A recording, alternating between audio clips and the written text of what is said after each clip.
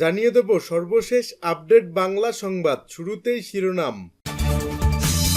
আগরতলায় বাংলাদেশ দূতাবাসে হামলা, মমতার বক্তব্য, ভারতীয় মিডিয়ার অপপ্রচারের তীব্র নিন্দা, বিক্ষোভের ডাক। প্রিয় দর্শক, পুরো রিপোর্টটি উপস্থাপন করছি, ভিডিওটি না টেনে দেখতে থাকুন।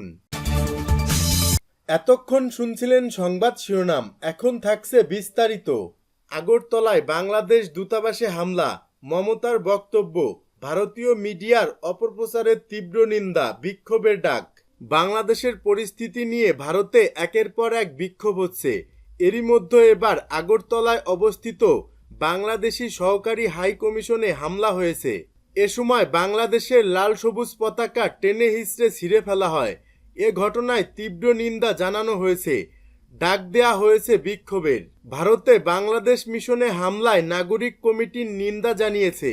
কমিটির আহ্বায়ক নাসির উদ্দিন পাটোয়ারি বলেন, ভারতের আগরতলায় বাংলাদেশ দূতাবাসে হামলা মানে দেশের সার্বভৌমত্বের উপর আঘাত করা। বাংলাদেশের অভ্যন্তরীণ বিষয়ে হস্তক্ষেপ না করতে ভারতের রাজনীতিবিদদের প্রতি আহ্বান জানান তিনি। বাংলাদেশে জাতিসংঘের শান্তিরক্ষী পাঠানো নিয়ে পশ্চিমবঙ্গের মুখ্যমন্ত্রী মমতা বন্দ্যোপাধ্যায় যে বক্তব্য রেখেছেন তা বাংলাদেশের স্বাধীনতা সার্বভৌমত্বের প্রতি হুমকি স্বরূপ মন্তব্য করে অবিলম্বে এই ধরনের বক্তব্য প্রত্যাহারের দাবি জানিয়েছেন বিএনপি মহাসচিব মির্জা ফখরুল ইসলাম আলমগীর। সোমবার রাতে লন্ডন থেকে মুঠোফোনে গণমাধ্যমের কাছে বিএনপির পক্ষ থেকে তিনি এই প্রতিক্রিয়া ব্যক্ত করেন। বিএনপি মহাসচিব বলেন, সকালে কয়েকটি পত্রিকায় একটা সংবাদ দেখলাম যে ভারতের রাজ্য পশ্চিমবঙ্গে মুখ্যমন্ত্রী যে উক্তি করেছেন বাংলাদেশ সম্পর্কে, সে বিষয়ে আমি বক্তব্য না রেখে পারছি না। মমতা বন্দ্যোপাধ্যায় যে উক্তি করেছেন বাংলাদেশে শান্তি বাহিনী প্রেরণের, এটা সম্পূর্ণভাবে বাংলাদেশের স্বাধীনতা সার্বভৌমত্বের প্রতি একটা হুমকি স্বরূপ এবং আমরা মনে করি এই বক্তব্যের মধ্য দিয়ে নেতৃবর্গের যে দৃষ্টিভঙ্গি তা কিছুটা হলেও প্রকাশিত হয়েছে। এ সময় বাংলাদেশের নাগরিকদের ঐক্যবদ্ধ থাকার আহ্বান জানিয়ে তিনি বলেন, কোনো উস্কানির ফাঁদে আমরা পা দেব না। মুসলিম, হিন্দু, বৌদ্ধ ও খ্রিস্টান সহ বহুজাতির এই দেশে আমরা শান্তিপূর্ণভাবে বাস করছি।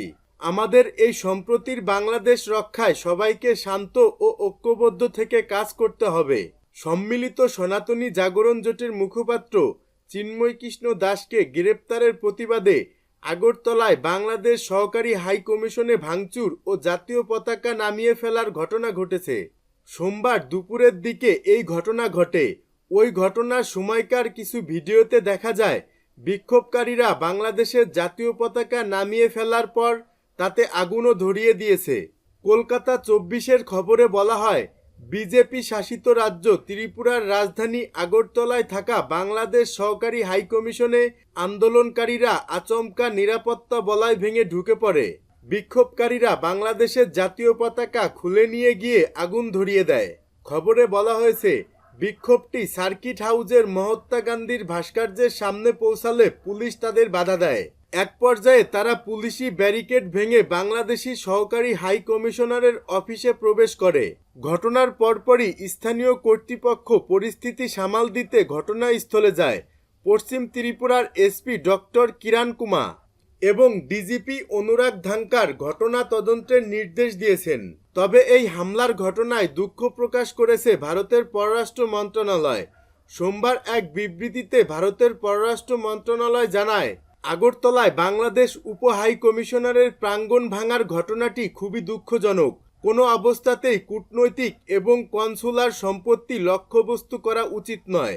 আগরতলায় বাংলাদেশি সহকারী হাই কমিশনে ভাঙচুরের প্রতিবাদে রাজু ভাস্কর্যে রাত 8টায় বিক্ষোভের ডাক দিয়েছেন বৈষম্য বিরোধী ছাত্র আন্দোলনের আহ্বায়ক হাসনাত আবদুল্লাহ।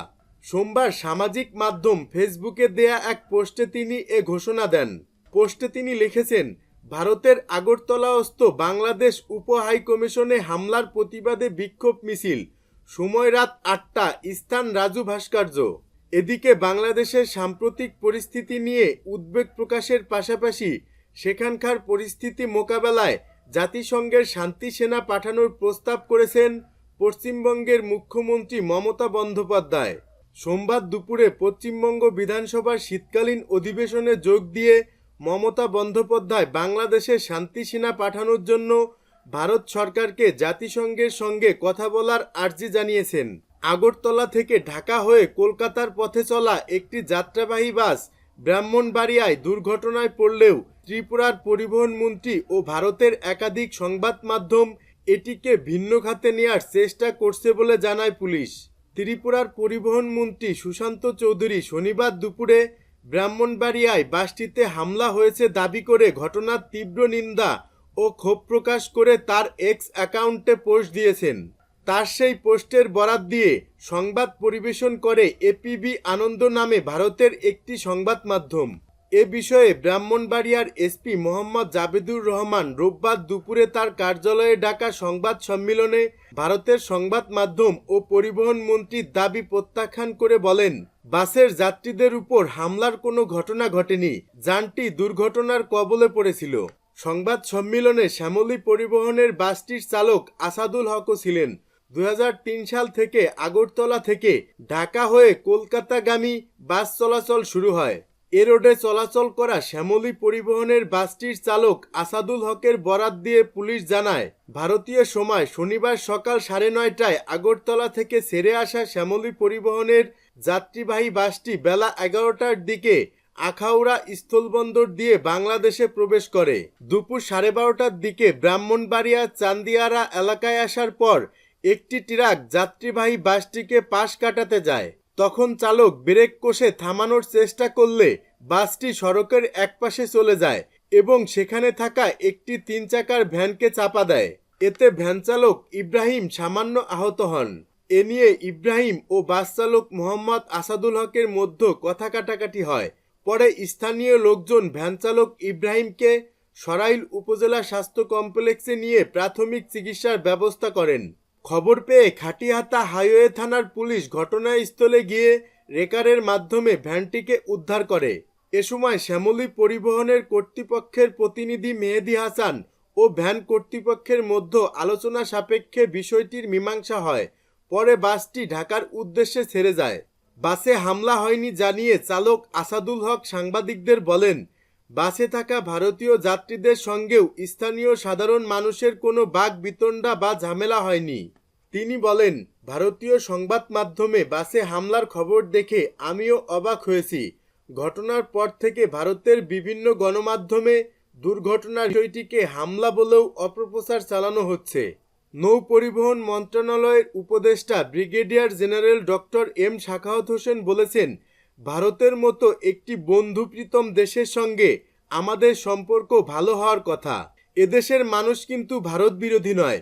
তাই আমরা আশা করি আমাদের সঙ্গে যতটুকু ভুল বোঝাবুঝি হয়েছে সেটা দূর হবে। পররাষ্ট্র উপদেষ্টা মোহাম্মদ তৌহিদ হোসেন ধর্মীয় সংখ্যালঘু ইস্যুতে ঢাকায় বিভিন্ন মিশনে দায়িত্বরত বিদেশি কূটনৈতিকদের ব্রিফ করেছেন। এতে অংশ নেন ভারত, পাকিস্তান সহ বিভিন্ন দেশের প্রতিনিধি। সোমবার বিকেলে রাষ্ট্রীয় অতিথি ভবন পদ্মায় এই বৈঠক অনুষ্ঠিত হয়। বৈঠক শেষে পররাষ্ট্র উপদেষ্টা এ সম্পর্কে সাংবাদিকদের ব্রিফ করেন। ব্রিফিংয়ে যোগ দেন যুক্তরাষ্ট্র, যুক্তরাজ্য, ইউরোপীয় ইউনিয়ন, জার্মান, জাপান, চীন, কানাডা, সৌদি আরব, ইরান, সিঙ্গাপুর, পাকিস্তান সহ একাধিক রাষ্ট্রের প্রতিনিধি। সঙ্গে ছিলেন বাংলাদেশে কর্মরত আন্তর্জাতিক সংস্থা ও জাতিসংঘের প্রতিনিধিও। পররাষ্ট্র উপদেষ্টা বলেন, বাংলাদেশি হিন্দুদের সম্পর্কে একটি ভুল ধারণা তৈরি করেছে ভারতীয় গণমাধ্যমের একাংশ। সেটি কূটনৈতিকদের সামনে উপস্থাপন করা হয়েছে। ভারতীয় গণমাধ্যম বাংলাদেশের সংখ্যালঘু পরিস্থিতি নিয়ে মিথ্যা তথ্য ছড়াচ্ছে জানিয়ে তিনি বলেন, প্রধানত ভারতীয় মিডিয়ায় অপপ্রচার চালানো হচ্ছে। এর বাইরেও অনেক মিডিয়া ভারতীয় মিডিয়াকে উপজীব্য করে অপতথ্য ছড়াচ্ছে। তবে আমরা বলতে চাই, সব সরকারের আমলেই বছরে 2-1টা বিচ্ছিন্ন ঘটনা ঘটে। সরকারের কাজ পরিস্থিতি নিয়ন্ত্রণ করা। আমরা সেটি করেছি। এরপরও দেশ ও দেশের বাইরে এ নিয়ে মিথ্যা তথ্য ও বিভ্রান্তি ছড়ানো হচ্ছে। সরকারের অবস্থান তুলে ধরে তিনি বলেন, আমরা বার্তা দিতে চাই, বর্তমান সরকার সাম্প্রদায়িক কোনো অপতৎপরতা বরদাস্ত করবে না। আমরা হিন্দু মুসলিম কোনো ভেদ করতে চাই না। কোনো বিশৃঙ্খলা দেখা গেলে আমরা আইনানুগ ব্যবস্থা নেব।